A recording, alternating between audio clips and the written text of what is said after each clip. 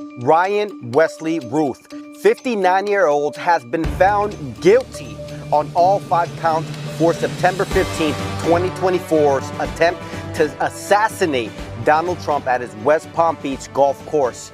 Moments after the verdict, he tried to stab himself in the neck with a pen in the courtroom. Sentencing is set for December 18, 2025.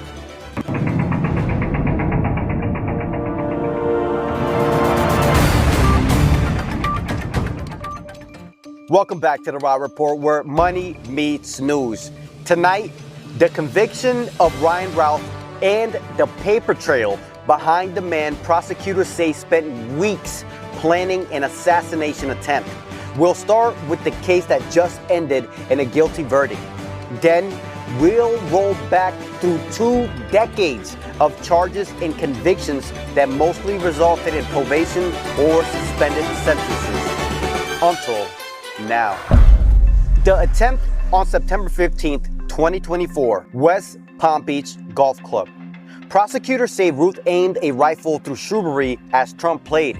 After 2 weeks of planning, Secret Service and surveillance evidence anchored the case. The charges: federal, attempted assassination of a major presidential candidate, assault on a federal officer, possession of a firearm in a furtherance of a crime of violation, felon in possession, firearm with obliterated serial number. Verdict: guilty on all 5 charges. In the courtroom, after the verdict, Routh lunged to self-injure with a pen. Marshals intervened and now has a sentencing for December 18th, 2025. Exposure up to life under federal statutes. So, was this out of nowhere? No. Court records and local reporting show a long rap sheet: weapon charges, stolen property, and traffic crimes, often ending in probation or suspended time. Let's break down his past. Ryan Routh's criminal story stretches back more than 2 decades. In 2002, he first caught a serious attempt when a routine traffic stop spiraled into a 3-hour standoff with police outside of his business. Officers described him as armed and dug in, eventually charging him with resisting arrest, carrying a concealed weapon, and driving with a revoked license. Though the scene sounded like something out of a movie, the case ended with probation and suspended sentences, not prison. By 2003, more trouble followed. This time, it was a string of driving violations and another concealed weapon charge. Again, the kind of offense that might have signaled a pattern, but once more, little hard jail time is recorded. Then came 2010, when police raided a Greenboro's warehouse he controlled. Inside, they found more than 100 stolen items: tubs, kayak, tools, building materials.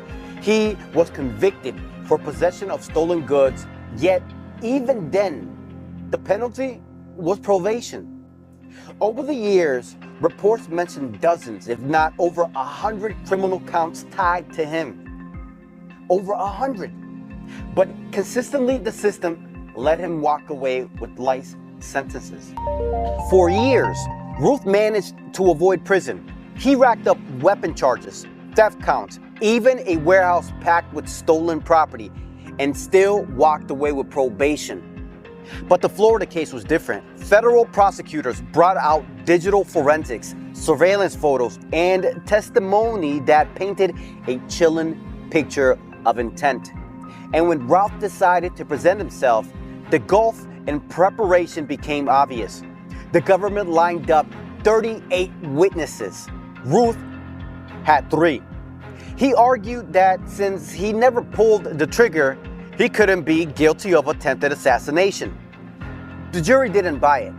By this time, the outcome was in probation. It was a unanimous guilty verdict on all charges that could lock him up for life. What makes Routh's story resonate isn't just the shocking attempt on Trump. It's the long trail of warnings. For years, he drifted in and out of North Carolina courts, stacking up charges but dodging serious time. Then in 2024, he escalated to something far more lethal. A man once known to local police as a repeat offender suddenly aiming a rifle at a former president. And when the jury finally returned its verdict in September 2025, it closed the chapter on decades of brushes with the law. The difference this time, Ryan Routh is not walking away. That wraps up this video. You've been watching the Rob Report, where money meets news. Make sure to like, share your thoughts on this guy, Ryan, and subscribe to stay ahead of news that hits not only the markets, but your wallets. Thank you guys for tuning in, and I'll see you in the next video.